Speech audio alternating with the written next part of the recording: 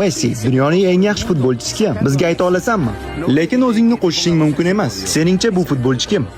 To'g'risi juda ko'p yaxshi futbolchilar bor. Masalan, Neymar, Mbappe, Azar, Suarez, Kan.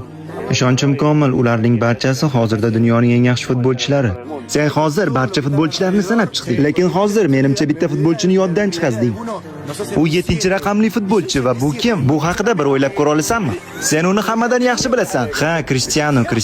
To'g'ri aytding. Men uni bu ro'yxatga qo'ygim kelmadi. Sababi u men kabi buyuk futbolchi. Ha, buni kutmagandik.